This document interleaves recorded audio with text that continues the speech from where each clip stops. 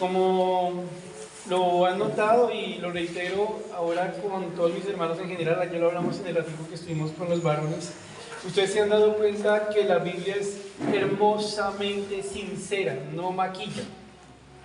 Y de lo que hemos podido ver y de lo que ustedes recuerdan, ustedes van a encontrar que la Biblia muestra no familias perfectas, sino familia de creyentes. Y ustedes van a pensar en las familias que ven en la Biblia. Recuerden lo que estuvimos estudiando ayer sobre Abigail, ¿se acuerdan?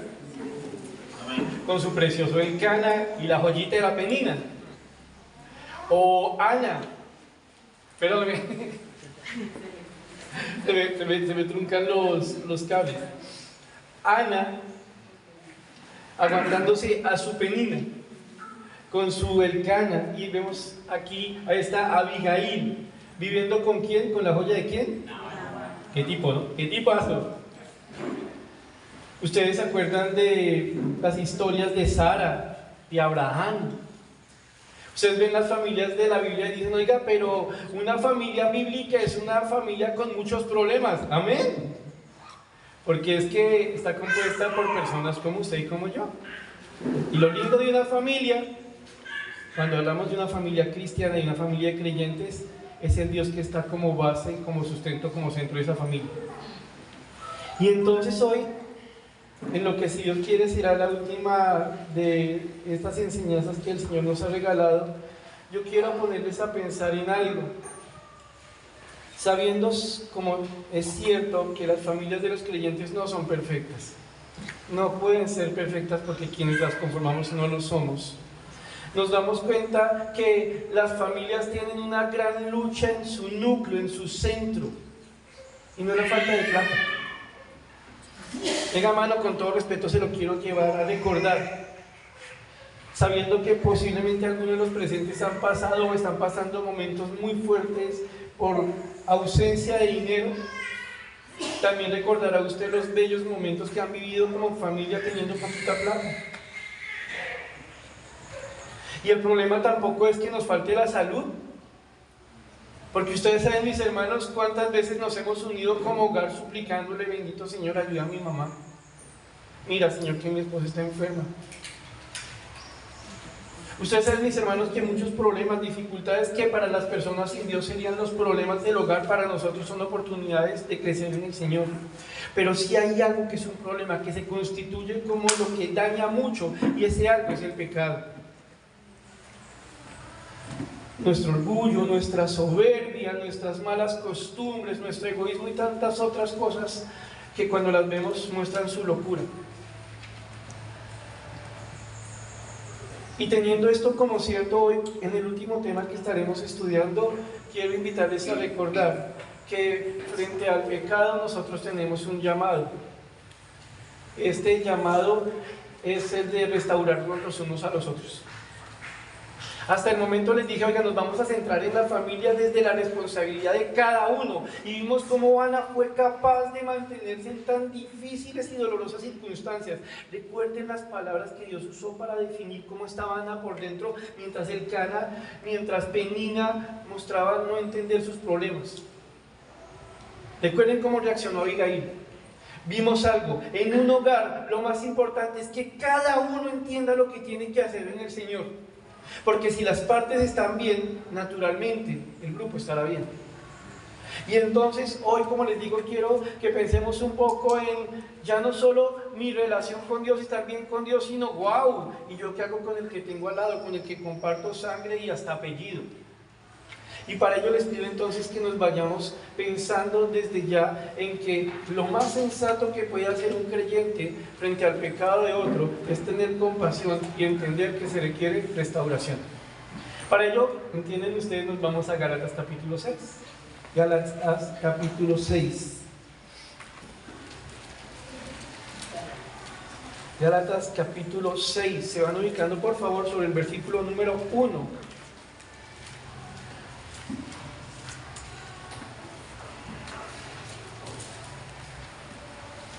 Esta epístola que el Señor escribió por medio del apóstol Pablo a la iglesia en Galacia es una epístola en la que ustedes van a encontrar muy claramente que es evangelio.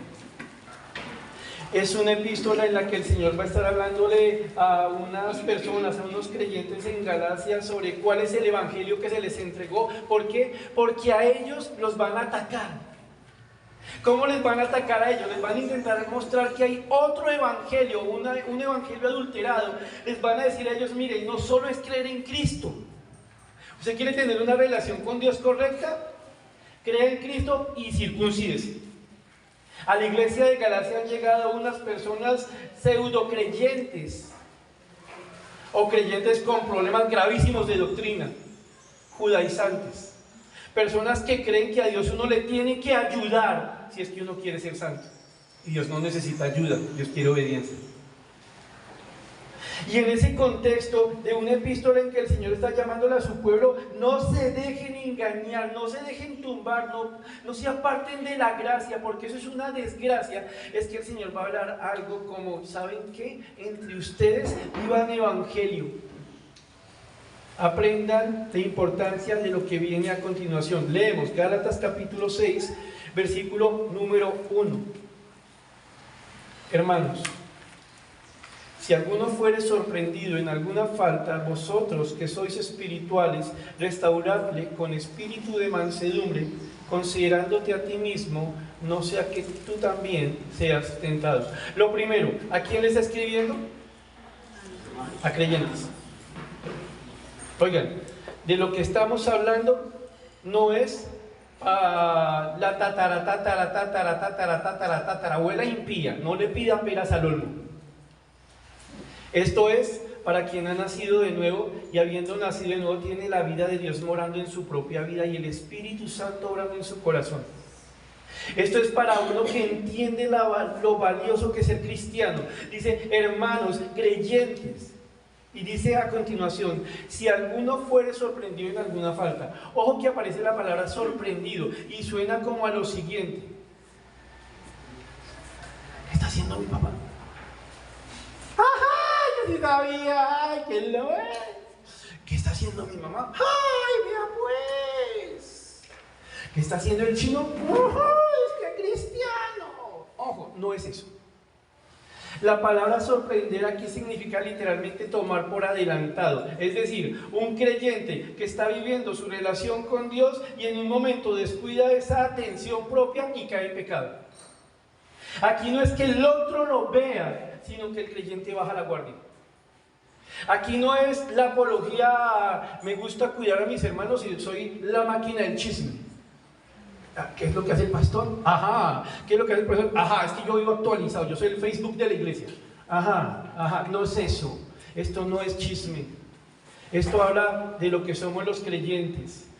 Unos que han sido regenerados, unos que han sido salvados, pero que estamos en esta tierra todavía batallando contra el pecado. Y en nuestra batalla contra el pecado, como ustedes y yo lo sabemos, hay mucho fracaso. ¿Qué es fracaso? Cuando pecamos, a pesar de saber que no debíamos hacerlo. ¿De qué hablamos? ¿De qué hablamos? Una vez más, se levantó en la mañana, estaba con la familia, estaban todos felices, partieron lo que quedaba de la lechona, hicieron los huevos, están todos felices y de un momento a otro todo se dañó, todo se cambió, la gente mira extrañada, algo se rompió. ¿Por qué? Se me salió el viejo hombre, se me salió un mal comentario, se me salió algo que no debía. ¡Wow! Y pasó delante de otros que son creyentes como yo. Y entonces aquí viene la marca del espiritual. Hermanos, si alguno fuere sorprendido en alguna falta, una transgresión, un pecado, vosotros que sois espirituales, acercaos a él y decidle: cochino pecador, estás contaminando mi existencia, te exhorto en el Señor a que os apartéis y mantengáis la distancia, porque tu presencia ofende mi santidad. Y déjame decirte una cosa, tú serás mi proverbio. Cada que yo quiera hablar de cómo es una persona carnal, hablaré de ti, te recordaré. Carnal. Ay, no sea cruel, que uno no es así. Ay, es que no.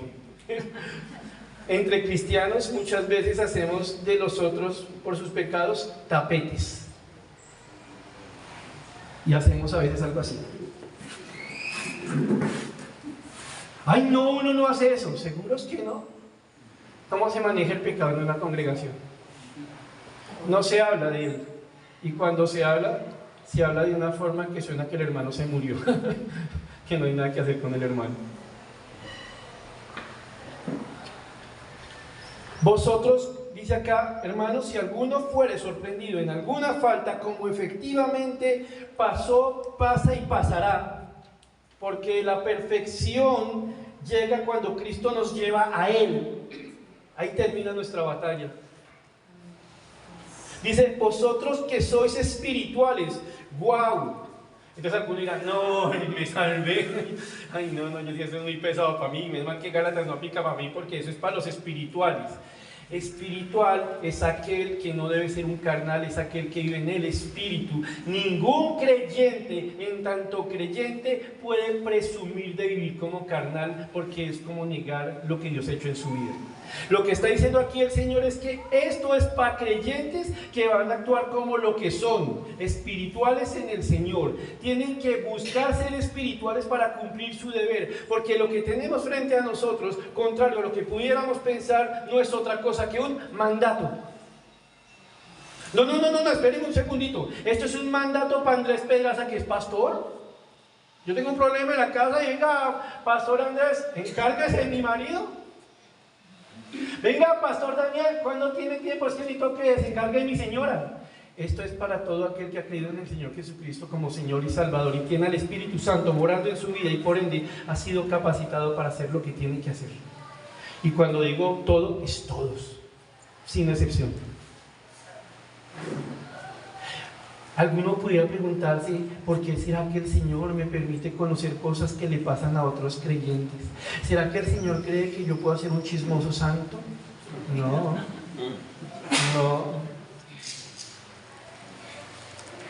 Dios no se equivoca cuando nos permite conocer cosas. Dice aquí, vosotros que sois espirituales, y esta palabra es linda, restauradle. Ojo, cómo está conjugado el verbo, imperativo. Si acaso quisierais, si os sobrara tiempo, si no estáis demasiado aburridos, no, restauradle. Y la palabra restaurar tiene varios significados que son sumamente bonitos. Las acepciones de la palabra restaurar nos lleva a pensar, y ustedes lo saben, en remendar, en reparar. El ejemplo que se tiende a utilizar aquí es el de una persona que se le disloca el hombro. ¿Se han visto las películas, no? Que se le disloca el hombro y el tipo está ahí en plena batalla y el tipo no puede frenar la batalla y entonces como el man es mero macho, eso coge contra un muro y se arregló, ¿sí o qué? La palabra restaurar aquí refiere a algo que tiene una función y por algo ese algo se daña y no puede cumplir su función. El hombro que se disloca, el brazo que se parte, pero permítanme, voy a usar uno esta mañana que a mí especialmente me llama mucho la atención. Es lo que hace un pescador, de los que pesca con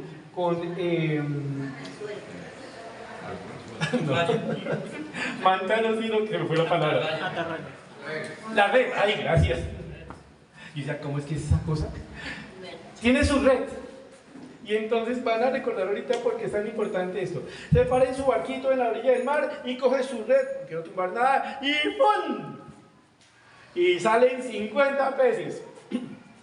Bueno, eso sí, había un pedazo de coral aquí y la botella del turista desocupado. Bueno, ahí me abrió un huequito, pero salieron 50 peces. Al otro día, coge su red. Pues sí, tiene ahí un rasponcito, pero no importa, eso siempre sigue siendo red. Y llega ahí, ¡chum! Y salieron 45 peces. Otro pedazo de coral y otra botella. Estos cachacos sí que botan basura aquí en la costa. Y así sistemáticamente lanza la red y la red que sigue siendo red cada vez saca menos peces. Porque la red cada vez tiene más grandes agujeros. Llega un momento en que la red prácticamente no pesca nada. ¿Por qué? Porque la red está dañada. ¿Por qué se ha dañado? Porque en su existencia, producto de daños, ha perdido su capacidad. Digámoslo de alguna manera para plantearlo de una forma más cercana a nosotros. En nuestro diario vivir con el Señor, Mana, usted que es esposa, usted que es hija, usted que es hermana, en su contacto con los de la casa, usted es una red llamada a hacer la voluntad de Dios, caballero, lo mismo aplica para usted. Y el Señor es como si todos los días lanzara esa red que es usted mismo, hacer su voluntad en medio de ese hogar. Y entonces lanzó la red y usted quería, por ejemplo, hoy voy a honrar a mi mamá. Y su mamá le contestó con un piedronón en la mano. ¿Y qué pasó? Ese día la red se desgarró un poquito. El esposo dijo, no, yo voy a tratar hoy a mi esposa con el amor que merece como coheredera de la gracia de la vida, la voy a tratar como un vaso más frágil. El hombre en la voluntad del Señor, sabiéndose red del Señor, se lanza y ese día la esposa lo trató con un bate verbal en la boca a toda hora y entonces la red se rompió. ¿Y qué pasa? Nosotros decimos, normal. Pero no nos damos cuenta que en ese pecar y soportar el pecado del otro, la red se va rompiendo, se va agujereando. Ojo con lo siguiente, deja de ser red, lo sigue siendo, solo que es una red dañada. ¿Dejamos de ser creyentes cuando pecamos? No, pero el pecado nos daña. Daña nuestra comunión con Dios, daña la comunión entre nosotros. ¿Me entienden entonces ahora lo que hace el pecado y por qué la restauración es necesaria? Restaurar refiere a algo ha dañado y es necesario reparar el daño. ¿Por qué? Porque eso tiene que volver a servir. La red tiene que seguir pescando, tiene que pescar mejor. Hombre de Dios, esposo, hijo, usted tiene que cumplir su propósito. Debe su vida ser remendada, mujer de Dios, su vida debe ser remendada. Y entonces dice el Señor, restauradle. Ojo, ¿a quién se lo dice? Aquel que vio a otro creyente, en este caso, según nuestro contexto, en su propia casa hacer algo que no está bien. Esa persona lo entiende y se preguntan qué hacer. Y se dan cuenta que Dios da un mandato, restaurar. Pero restaurar ¿de qué manera? Reparar ¿de qué manera? Con espíritu de mansedumbre. Cuando la palabra nos dice con espíritu, refiere a una inclinación del alma, una forma de hacer las cosas. Es un ejemplo que he escuchado, dicen, ay mire, ese hermano tiene espíritu alegre, no lo poseyó un payaso.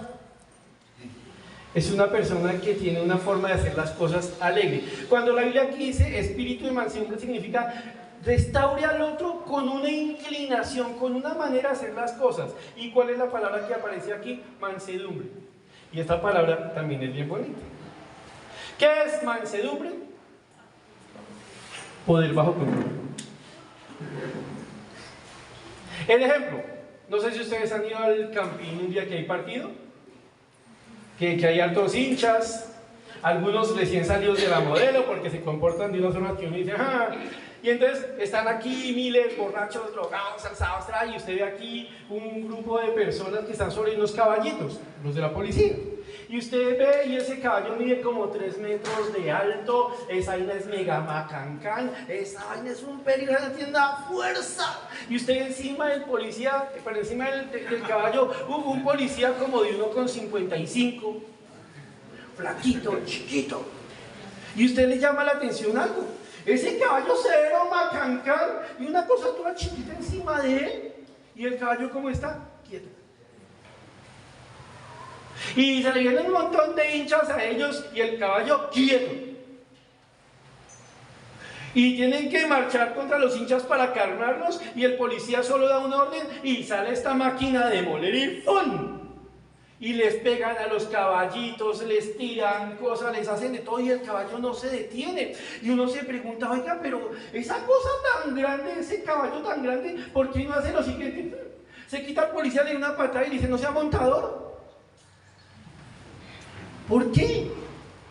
Dos cosas se destacan cuando recordamos eso. La primera, el caballo tiene poder, pero que hace que permanezca en su lugar. Y cuando se le da la orden, que hace que marche contra alguien que actúa como enemigo, el control. Ha sido amansado, ha sido hecho dócil. Ojo con esto, un buen cristiano sabe el poder que tiene y lo sabe usar. sabe exhortar. Tiene el poder de la palabra en su corazón y sabe que el poder de la palabra en su corazón debe ayudar al otro, sin importar que por momentos no lo merezca. La verdad, nunca lo merece, como nunca lo merecemos. Cuando dice aquí restaurar con espíritu y mansedumbre, significa lo siguiente: oiga, muchacho, usted vio cómo su papá lo cogió, usted, hermano, lo cogió a montársela y hablarle feo, y lleva así 15 días y ya, papá, cálmese, no, que no. Y usted ya está que se le vuelve el estrato, usted ya le quiere poner a su papá los puntos sobre la 10, ya déjeme quieto. Y como cristiano recuerdo este versículo que le dice a usted está viendo a su papá cómo el pecado le está dañando. Ahora tiene que cumplir una orden que le doy yo directamente, dice Dios. Sea espiritual. No caiga en jugar mal con mal, no haga eso. Asuma la responsabilidad que usted tiene y proceda a restaurar con espíritu de mansedumbre. Ayude a su papá a ser el papá que Dios quiere que él sea, porque mire, está mostrando que en este momento no lo es. El pecado lo está dañando, el pecado le está viendo huecos, no es la red que Dios quiere que él sea. Vaya a él. Cuando usted quisiera correr, cuando usted quisiera huir, recuerde, yo le hago a usted dosis con el Espíritu Santo. Restáurele con espíritu de mansedumbre. No le diga lo que viene a su cabeza, no se desquite, no lo coja a patadas verbales. Háblele de forma tal que ese hombre se ponga a pensar, tal vez no en ese momento, sino después: wow, nunca mi hijo me había hablado así.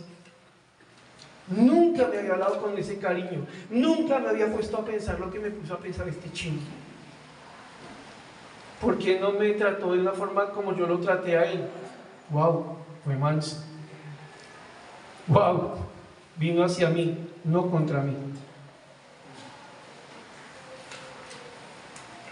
Obrar con espíritu de mansedumbre implica entender algo. Miren lo que dice la palabra: considerándote a ti mismo, no sea que tú también seas tentado. La palabra considerar significa mirar cuidadosamente. Se halla la esposa siendo exhortada por el Señor a ayudar a su esposo a luchar y a vivir la victoria de Cristo contra el pecado, no dejarse más de eso, que su carácter, que lo que sea. Y entonces la palabra le dice: restaure con espíritu de mansedumbre. Ella se pone a pensar, ¿qué es lo que Dios quiere en él? Dios quiere que sea un buen esposo, que sea un buen hijo, que sea un buen padre. La palabra dice cómo puede ser un buen esposo, un buen hijo, un buen padre. Sí, wow, ya sé por dónde es. ¿Cómo es que me toca hacerlo? Con espíritu de mansedumbre. Tengo que ser alguien bajo el poder de Dios, a la manera de Dios. Esto implica esfuerzo. Pero es que me molesta tanto lo que hace. Así que me duele lo que hace. Y entonces Dios hace algo lindo. Considérese usted mismo. Sí, el que está gritando hoy es él. ¿Quién estaba gritando ayer? El que está hoy todo alzado es el muchacho. ¿Quién estaba así la semana pasada? En este conjunto de personas que comparten sangre y apellido, ¿quién es el perfecto? No lo encuentran, ¿cierto? Cuando la iglesia dice considérate a ti mismo, no sea que tú también seas tentado, dice: ¿sabe qué? Parte de poder ser manso es entender quiénes somos nosotros. En una casa, con respeto lo digo, hace mucho daño el que se cree perfecto. A veces nosotros vemos cosas que nos molestan. La mamá le dice a la hija: mija, un formonte y un arroz, que ya viene su abuela.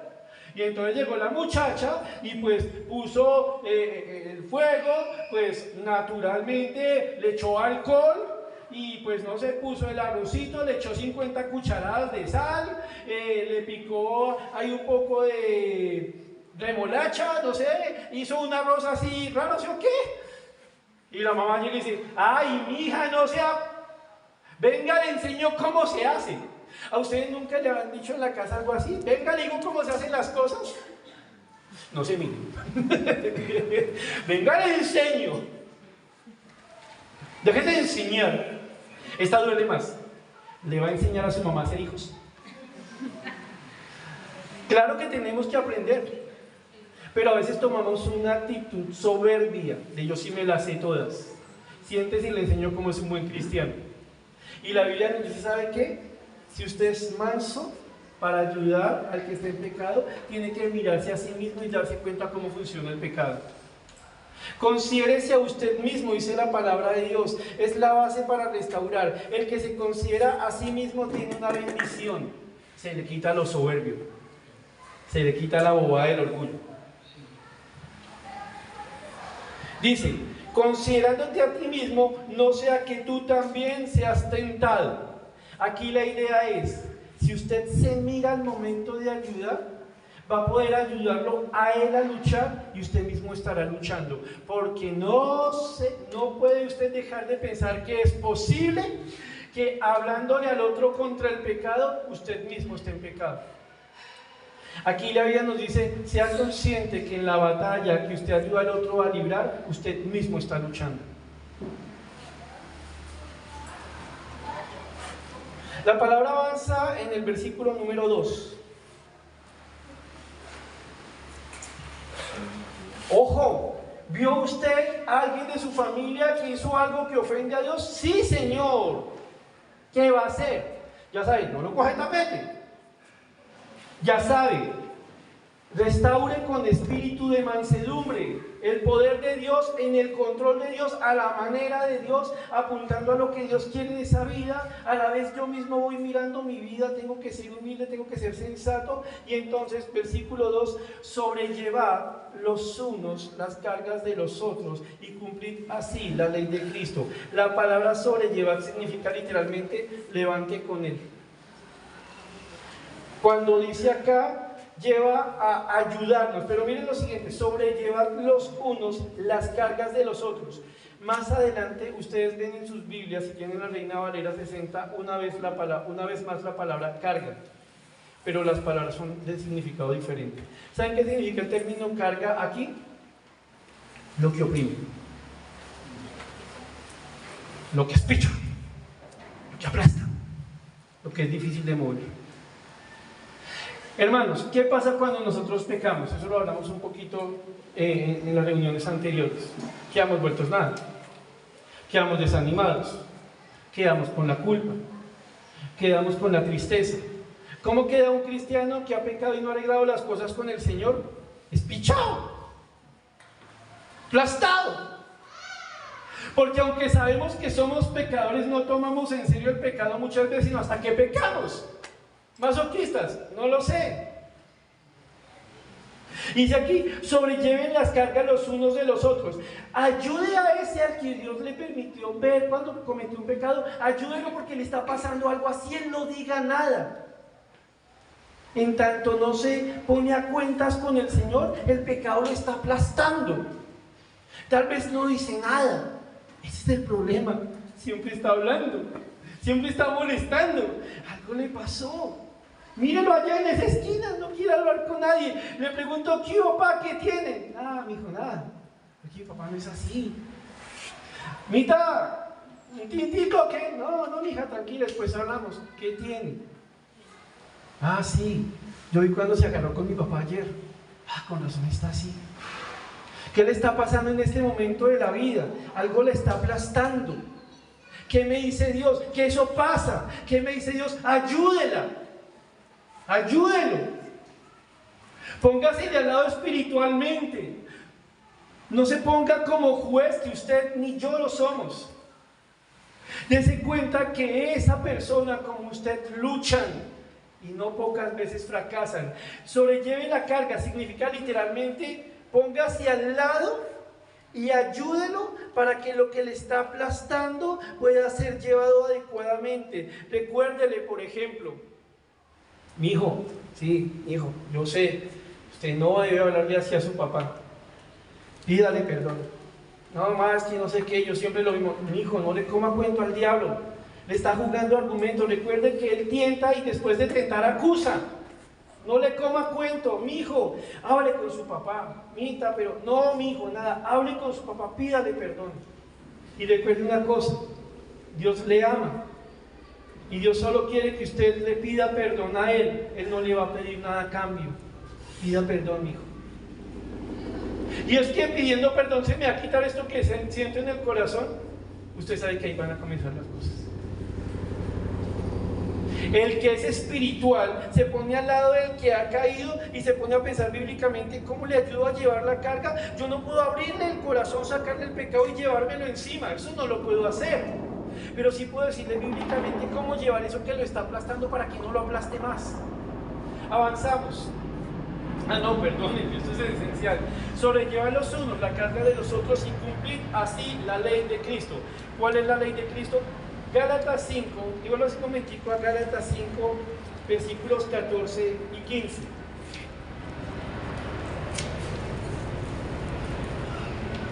Dice: porque toda la ley en esta sola palabra se cumple: amarás a tu prójimo como a ti mismo. Pero si os mordéis, ojo con esto, si os mordéis y os coméis unos a otros, mirad también que no os consumáis unos a otros. Como diciendo lo siguiente: si usted está ocupado amando a su papá, a su mamá, a su chino, incluso cuando ha pecado, es porque usted está ocupado devorándolo espiritualmente. Hay un punto medio. Avancemos, versículo número 3, retomen por favor Gálatas 6. Cuando usted vea que alguien peca, no es para nada diciendo que para cumplir un deber. Recuerde, en el amor del Señor, en el amor de Cristo, debe restaurarle, poner el hueso en su lugar, remendar la red. Y solo lo va a poder hacer con un espíritu manso, un espíritu en el poder de Dios, a la manera de Dios. A la vez que me miro a mí mismo, entendiendo algo, a él, a ella, a mi mamá, a mi papá, a mi hijo, a quien sea de mi familia, el pecado lo ha dañado y lo tiene estutalado contra el piso y no le resulta fácil moverse por el peso que tiene. Necesito que se acuerde del Evangelio, necesito que se acuerde del Señor que le quiere perdonar y que le quiere limpiar. Estoy ahí para ayudarlo. Y dice entonces, el versículo número 3, porque el que se cree ser algo no siendo nada a sí mismo se engaña. Uy, este es duro, hermanos. Porque a veces nosotros decimos: yo soy muy espiritual. ¿Saben algo?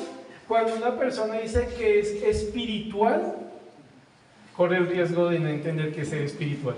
Es como una persona que chicanea que porque es humilde. ¿Me van a entender? ¿Cómo es que dice esta de Mafalda?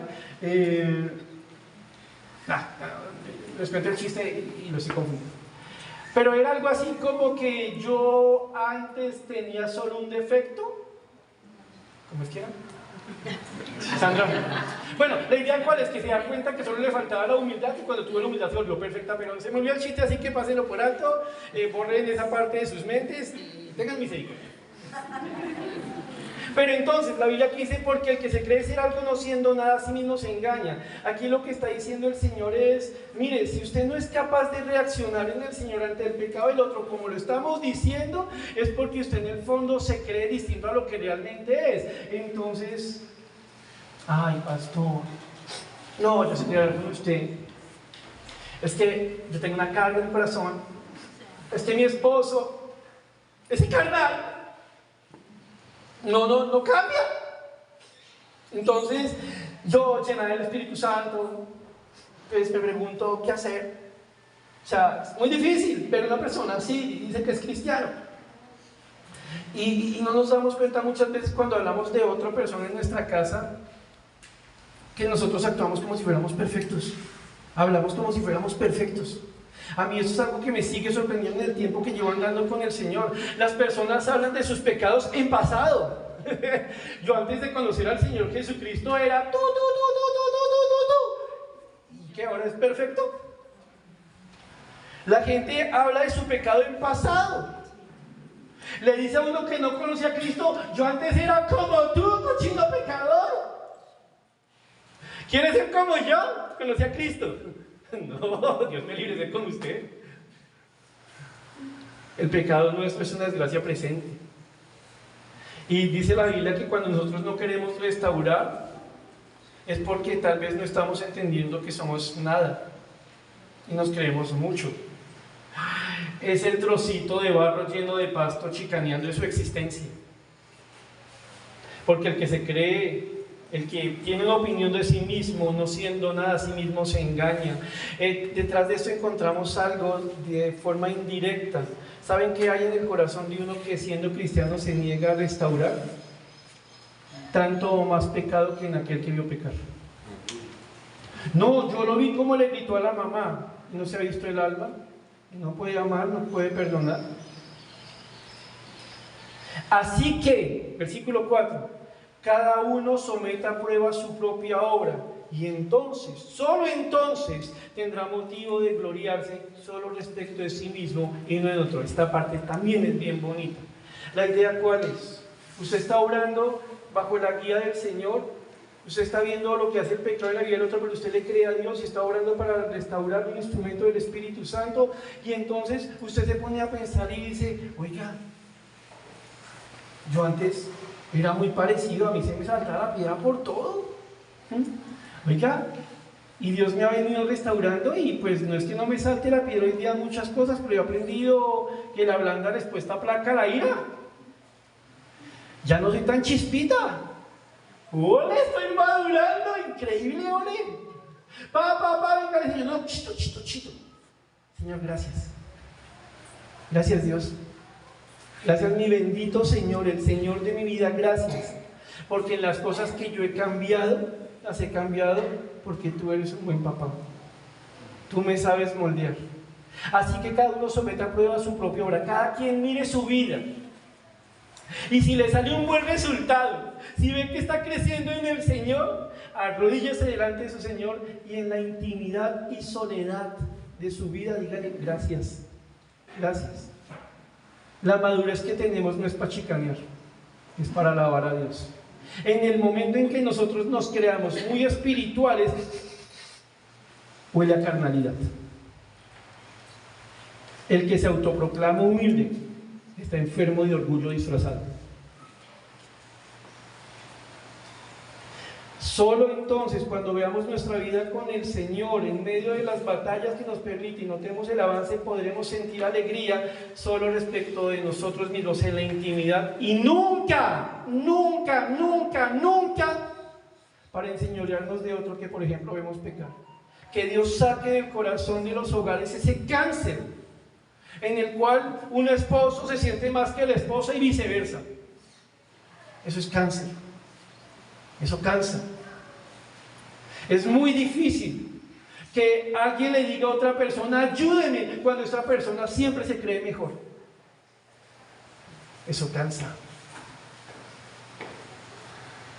Y entonces, versículo 5, ¿por qué todo esto? ¿Por qué en medio del tiempo en que tú me dices que restaure al otro con espíritu de mansedumbre, que le ayude a llevar las cargas que le ocasionen la vida del pecado, que le ayude a ser como tú quieres que sea a pesar de haber caído? Porque ahora me pones a pensar en mí mismo, considerándome a mí mismo. ¿Por qué me llevas a ser humilde? Porque cada uno llevará su propia carga. Y la palabra carga aquí no significa lo que aplasta. Aquí la palabra carga significa servicio. Y la idea es la siguiente: carga es lo que lleva un barco de carga de un puerto a otro. Cuando crean un barco de carga, ¿para qué lo crean? Para cargar. Estamos brillantes, ¿para qué? Cuando Dios nos crea, permítame aquí la metáfora del barco, como barquitos de carga, lo hace para que en su voluntad llevemos las cargas que tienen de un lugar a otro. A manera de ejemplo, usted es el barquito de carga hijo, y a usted Dios le dio una carga, ser buen hijo, no ser otra tragedia para su papá. Es que su papá se tiene que levantar temprano, montarse a Transmilenio, sentirse cuasi atracado, disfrutar de los aromas, ¿sí? Llega a la oficina donde está un jefe de esos que tratan lindo a su papá. Vea, ¿sabe usted por qué trabaja aquí? Porque yo quiero. Padres sometidos a abusos, padres sometidos a humillación, padres que viven cosas muy difíciles, salen de sus casas, viven eso, vuelven a su casa en la noche. Para algunos de ellos, como lo dijimos el otro día, la casa es un lugar con mayores y peores tristezas. ¿Saben cuál debería ser la realidad de esto? Que ese hombre, que esa mujer sale de su casa a este mundo lleno de maldad y vuelve a su casa, respira de la alegría y dice: llegué a mi hogar. Llegué a este conjunto de pecadores que nos estamos echando la mano. Aquí tengo a mi chino, y yo con este man cuento para que me ayude. Aquí tengo a mi muchacha, y sí, a veces me saqué el mal genio, pero por encima de todo se nota que me ama esta mujer. Si me pregunta alguien qué significa ser honrado, yo le diré: ¿sabe qué es ser honrado? Mire cómo mis hijos me tratan. Me deja contarle una cosa: aunque me esfuerzo por ellos, ellos no son una carga para mí. ¿Me hago entender? Cada uno llevará su propia carga. Significa, entendamos, que todo creyente es un creyente con responsabilidades y que por ende es indispensable que vivamos restaurados, porque si no estamos restaurados es como un barco de carga con un montón de huecos pegado a un coral al lado de la playa. ¿Sigue siendo barco? Sí, pero no sirve de nada. Permítame en los minutos que nos quedan irnos a un ejemplo de restauración precioso, precioso, precioso. Es una porción extensa, por ende la vamos a leer y solo haré algunas anotaciones. Ubíquese por favor sobre Juan 21, versículos 1 en adelante. Juan 21. El Señor Jesucristo ha resucitado, ha estado presentándose a algunos de sus discípulos. Naturalmente, como ustedes lo saben, ya pasó la escena en que Pedro, que juraba: Señor, yo no te negaré. Me extraña, Señor, que piense que yo soy capaz de negarlo. Ya Pedro, ¿qué ha hecho? Ha negado al Señor. ¿Vale? Juan 21. Miren la restauración en acción. Juan 21, vamos al versículo 1. ¿Listos? Dale. Dice así: después de esto, Jesús se manifestó otra vez a sus discípulos junto al mar de Tiberías. Es el mismo mar de Galilea, ¿vale? Entonces se manifiesta a sus discípulos junto al mar de Tiberías y se manifestó de esta manera. Estaban juntos Simón Pedro, Tomás llamado el Dídimo, Natanael de Caná de Galilea, los hijos de Zebedeo y otros dos de sus discípulos. Hay un grupito de personas que conocen a Cristo y que son discípulos de Cristo. Ahí están. Simón Pedro les dijo: voy a pescar. Simón Pedro, ¿qué era? Pescador. Y Simón Pedro, que ha negado al Señor, está aquí volviendo a hacer lo que era antes, un pescador. Simón Pedro dijo: les voy a pescar. Recuerden una cosa interesantísima: Simón Pedro muchas veces es mostrado en la Biblia como un líder de los apóstoles. Paréntesis pequeño, nosotros a veces le damos a Simón Pedro con todo. Es que si Simón era todo emotivo. Dios quisiera que en medio de nosotros hubiera dos Simón Pedro. No, la verdad, un hito. Pero era todo emotivo, pero van a ver lo que hace una persona. La emoción y la razón deben estar a los pies del Señor. Yo tengo el deber de predicar delante de ustedes con toda la emoción que me permite el alma, como con toda mi razón, porque todo mi ser debe servir al Señor en este momento. Simón Pedro les dijo: voy a pescar. Ellos le dijeron: vamos nosotros también contigo. Fueron y entraron en una barca y aquella noche no pescaron nada. ¡Wow! Miren tan bonito. ¿Qué era Simón antes de conocer al Señor Jesucristo? Un pescador. Tanto así que, permítanme, les leo Mateo 4, bueno, solamente cuidadito, Mateo 4, 18 al 19. Miren lo que nos dice aquí la Biblia sobre Simón.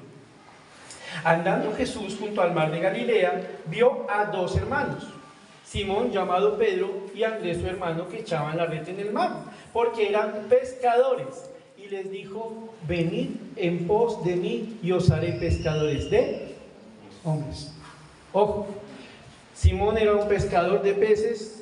Jesucristo llega a su vida, Jesucristo lo llama para él y ahora él es un pescador de hombres. Simón va a caminar con el Señor alrededor de 3 años, viéndolo servir, aprendiendo de él, viendo el Evangelio vivir.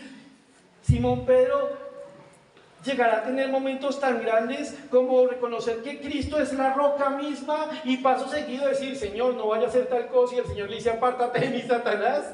Simón dirá, yo no te voy a negar, y tiempito después, yo no lo conozco, Dios me guarde, ¿qué tal? Simón Pedro va a ser un creyente como ustedes y como yo, con subidas y bajadas. Lo único estable en la vida de Pedro fue Cristo, la roca.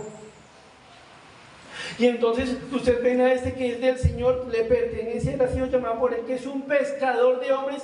Esa es su responsabilidad, esa es su carga. Pero ¿qué le está pasando en ese momento? Quiere pescar peces.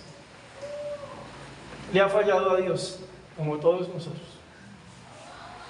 Alguno dirá, no, pero yo nunca negaría al Señor. Cada que pecamos hacemos eso. Están pescando, no logran pescar nada. Es que usted ya no está para eso, Pedro. Si el Señor lo llama a usted a algo y usted sabe que lo ha llamado a ese algo, no crea que Dios le va a dar que le vaya bien en otra cosa, porque Dios ya lo llamó a algo. Avancemos, que se nos va el tiempo. Cuando ya iba amaneciendo, en esa época se pescaba de noche, cuando ya iba amaneciendo se presentó Jesús en la playa, mas los discípulos no sabían que era Jesús. Y les dijo, miren tan lindo que les habla, hijitos, un trato amoroso, hijitos, ¿tenéis algo de comer? Jesús sabía que no habían pescado nada. No, Señor, grave. Bueno, todavía no saben que es Jesús. No, nada. Un montón de pescadores no sacan ni un pez. O sea, me rinde más a mí, con eso les digo todo. No, no hay nada. Él les dijo, echar la red a la derecha de la barca y hallaréis. Entonces la echaron y ya no la podían sacar por la gran cantidad de peces. ¿Se acuerdan a quién le había pasado lo mismo? A Pedro. También una noche completa sin pescar, el Señor dice, lancen la red. Le dice, no, pero toda la noche pescando y nada. Lanzan la red, sale llena de peces que no la podían ni sacar. Y Pedro dice aquí, uy, yo no estoy frente a un hombre más. Lo mismo que Pedro había vivido en la época en que Dios lo llama, que Jesús lo llama, lo está viviendo ahora que lo quiere restaurar. Todavía no entienden que es Jesús, pero alguien raro está junto a ellos. Dice acá, entonces aquel discípulo, estamos sobre el versículo 7, entonces aquel discípulo a quien Jesús amaba, es decir, hablamos de Juan, dijo a Pedro, es el Señor. Simón Pedro, cuando oyó que era el Señor, se ciñó la ropa, se vistió, ¿y qué hizo? Este Simón Pedro se pone la ropa porque se había despojado y se echó al mar. Ay, Pedro, calmado. ¿Y es tan emotivo, hermano? Ya se fue el barco, ya calmado, ya respire. Cuéntase ahí. Pedro, cuando es consciente que Cristo ha venido a ellos, se pone la ropa como una señal de respeto y se bota. ¿Por qué? Vino mi Señor. Vea, yo no tengo tiempo para que usted acerque ese barco, yo me lanzo porque vino mi Señor. Y los otros discípulos, versículo 8, vinieron con la barca arrastrando la red de peces, pues no distaban de tierra sino como 200 codos, es decir, estaban como a 90 metros de la orilla. Pero recuerden, Pedro ya se botó porque sabe que llegó Jesús. Al descender a tierra vieron brasas puestas y un pez encima de ellas y pan. Oiga, ¿y quién sacó esos peces y ese pan? ¿De dónde salió todo eso? Jesús. Jesús les dijo, traed de los peces que acabáis de pescar los que les ha provisto. Versículo 11. Subió Simón Pedro y sacó la red a tierra, llena de grandes peces, 153. ¿De nada 153? ¿Quién metió la mano? Dios. Y aun siendo tantos, la red no se rompió. Ojo con esto. Mucho trabajo, mucho fruto. La red aguanta. La red está en las manos de Dios.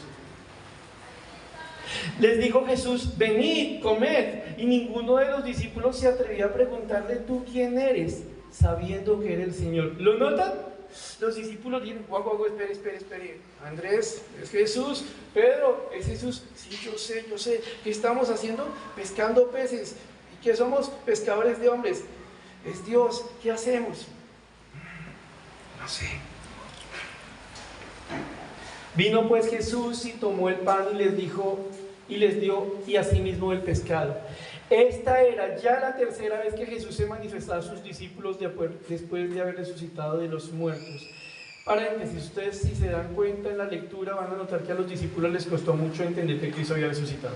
Y ahora, en muy poquitos minutos que nos quedan viendo este contexto, Pedro se ha vuelto a las cosas en las que no tenía que estar, se volvió a ser pescador de peces cuando fue llamado a ser pescador de hombres. ¿Por qué? Porque le había faltado a Dios. Lo estaba aplastando el pecado, estaba lejos de su Señor, estaba haciendo cualquier cosa, todo menos lo que era la voluntad de Dios. Pero alguien que no es Pedro va a Pedro, le busca, le provee, le enseña: aquí estoy, Pedro. Pedro se da cuenta y se lanza hacia Jesús, pero no sabe qué decir, aunque sabe que está Jesús frente a él. Miren cómo restaura Dios. Cuando hubieron comido, Jesús dijo a Simón Pedro: Simón, hijo de Jonás, ¿me amas más que estos? Desde ya, quiero recordarles algo que creo la mayoría de los aquí presentes conocemos. El Nuevo Testamento está escrito mayoritariamente en lo que se conoce como griego común, el griego que se hablaba en esa época. Y lo que han hecho los traductores en la versión que ustedes, por ejemplo, tienen, es traer ese texto del griego común al español para que lo entendamos.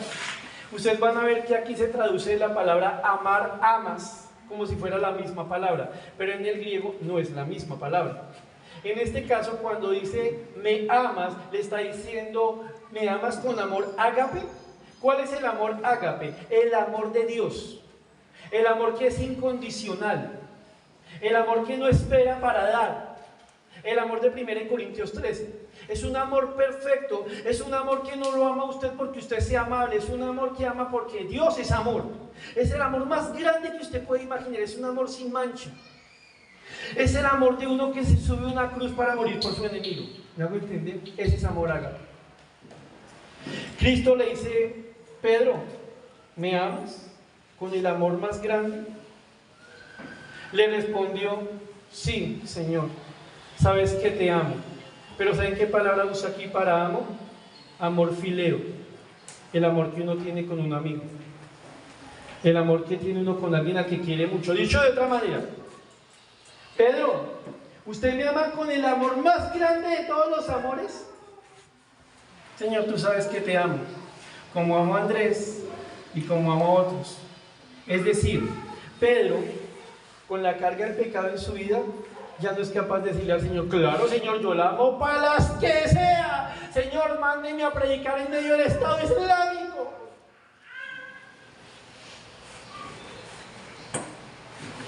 Pedro, váyase para predicar en medio del Estado Islámico. Ay, no, mándelo a él.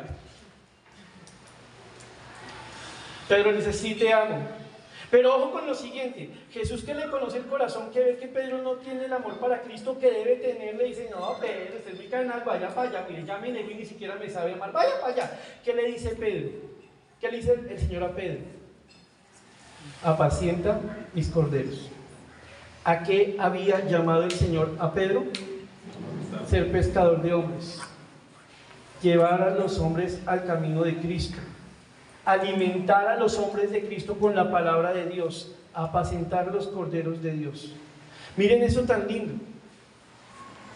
Pedro buscó al Señor. ¿Quién buscó a quién? El ofendido al ofensor. Pedro dijo: mire, Señor, ya me di cuenta, ya me limpié el alma, ya cambié, ya maduré, ahora sí estoy listo para usted. No. Mija, mire, ya soy el superhombre, ya soy el mega esposo, listo, mija, ahora sí. No. No se restaura lo que ya está restaurado. No se arregla lo que no tiene daño. El Señor aquí está tomando a uno que está vuelto nada y por el pecado, por si hay dudas. Y el Señor en amor lo llama y le habla con una ternura. Es Dios quien está hablando con Pedro, y es Dios que habla con Pedro, que le pregunta: Pedro, ¿usted me ama? Y Pedro le dice: Señor, no lo amo como debiera. Sí lo amo, pero no como debiera. Pedro, sírvame. No, primero tengo que ser perfecto. Pausa. Pregúntenle a cualquiera que esté aquí en el ministerio, o sea que lleve muchos años o poquitos meses, Y va a decirle una cosa con toda seguridad: los que sirven, los que servimos al Señor, somos un grupito de imperfectos. Que a veces se le olvida a algunos. Volvió a decirle la segunda vez, versículo 16. Volvió a decirle la segunda vez: Simón, hijo de Jonás, ¿me amas? ¿Me tienes ese amor muy grande, el amor ágape? Pedro le respondió: sí, Señor, tú sabes que te amo, el amor más pequeñito, el amor fileo. ¿Qué le dice Jesús? Pastorea mis ovejas. Ojo con la repetición, ojo con lo que está haciendo el Señor cuando repite algo. Le dijo la tercera vez: Simón, hijo de Jonás, ¿me amas? Pero es interesante, porque aquí el Señor ya no le dice: ¿me amas con el amor más grande? El Señor le dice: ah, bueno, Pedro, ¿usted me ama con ese amor más pequeñito que es el amor fileo? O sea, tomo sus palabras, Pedro, ¿usted sí me ama con ese amor que dice tener? ¿Sí me ama con ese amor reducido? Le dijo la tercera vez: Simón, hijo de Jonás, ¿me amas con ese amor fileo? Miren esto. Pedro, ¿qué hizo?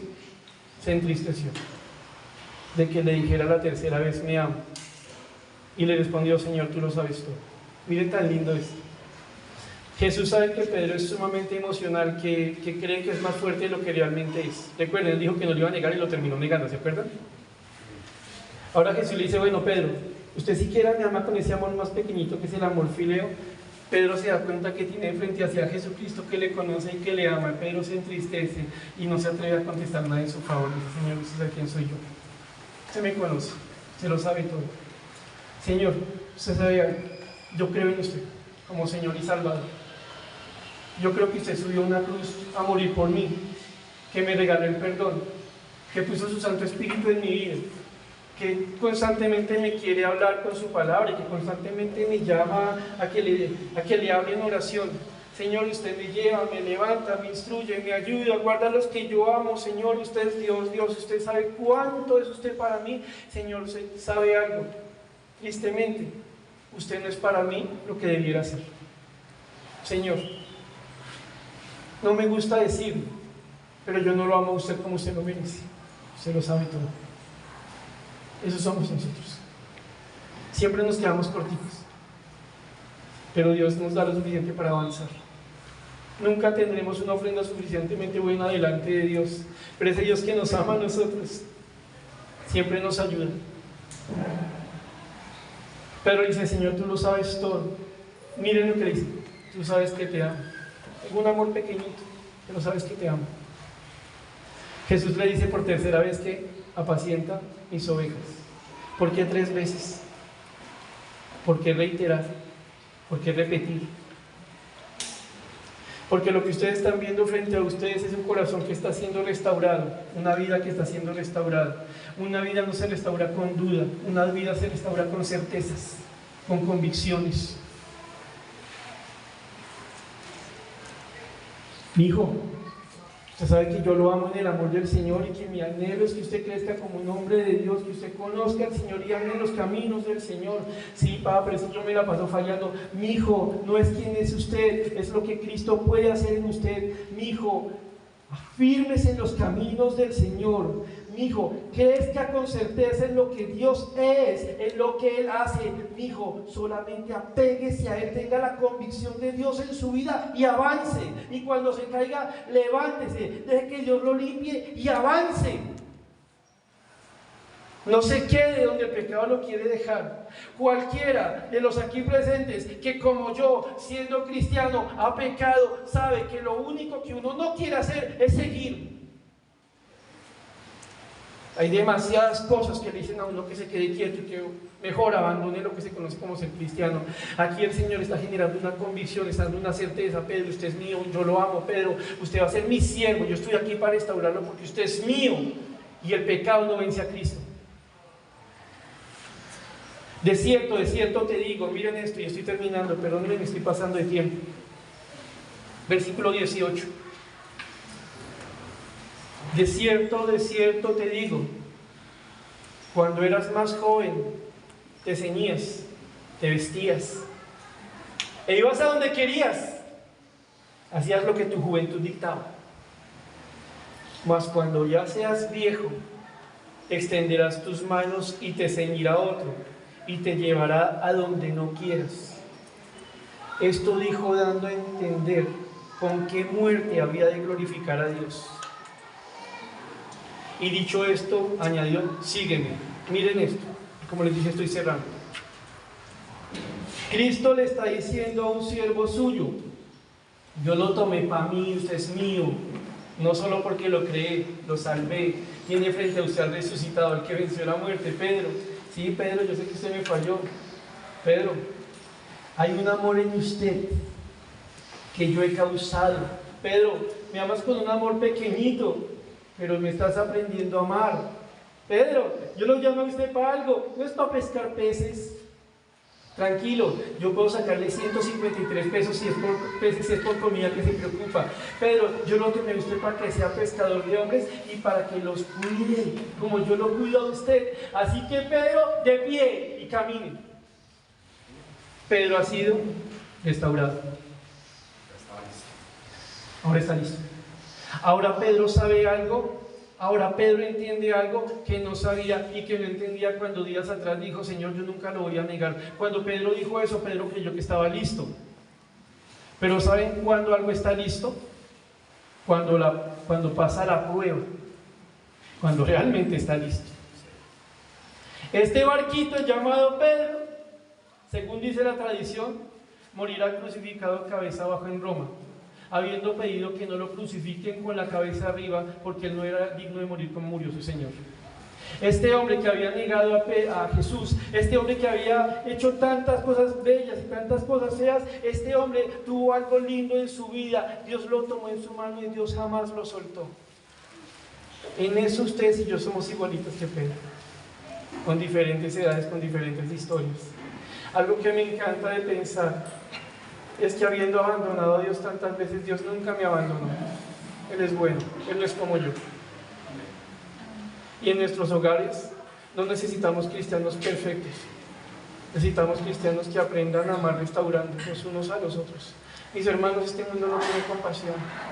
Este mundo no tiene misericordia. Esposa, con respeto le digo, no espere que a su esposo afuera lo traten con misericordia. Usted no se imagina lo que es ser un hombre cristiano en esta sociedad. Hombre, usted no imagina lo que es ser una mujer cristiana en este mundo. Padre, usted no sabe lo que vive su muchacho si quiere seguir a Dios en este mundo. Este mundo nos quiere destruir, este mundo nos quiere aplazar, este mundo nos quiere atacar porque somos amados por Dios y somos los siervos de Dios. ¿Saben qué nosotros tenemos que hacer en medio de este mundo? Unirnos, animarnos, enseñarnos, redarguirnos, fortalecernos, amarnos, levantarnos cuando caemos, no caernos encima. ¿Por qué? Porque las familias de Dios necesitan de la palabra de Dios gobernándolas, porque solo así podremos ser las familias que este mundo necesita para darse cuenta quién es el Dios de verdad. Y en esas familias cada uno tiene su responsabilidad. Y Dios nos la va a ayudar a llevar. Lo ha hecho y lo seguirá haciendo. La gloria es para Dios. Señor bendito y Padre, te damos gracias por la bendición que hemos tenido de estudiar un poco de tu palabra. Santo Dios, ¿qué puede decirte o no? Y no, gracias por tu compasión, por tu misericordia. Dios, aquí frente a ti no tienes un grupo de perfectos que cuando te conocieron dejaron de pecar. No, es cierto.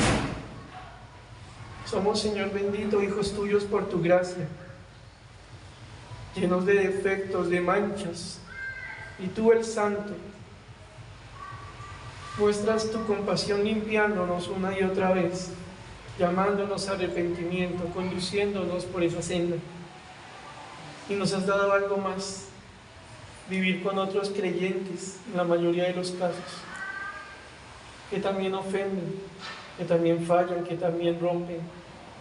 Y queremos pedirte ayuda, Señor, para que cada uno de nosotros asuma su deber delante tuyo, en el amor que nos has dado para amar, que nos restauremos los unos a los otros. Es cierto, el pecado es algo muy feo y no nos gusta verlo en otros, pero también es muy feo en nosotros mismos.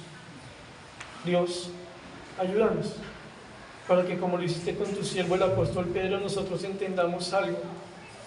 Tú no desechas tus redes, tú las remiendas para servir en tus propósitos, para que te podamos glorificar. Somos redes, familias de redes, y queremos vivir en tu voluntad. Ayúdanos a andar en ello.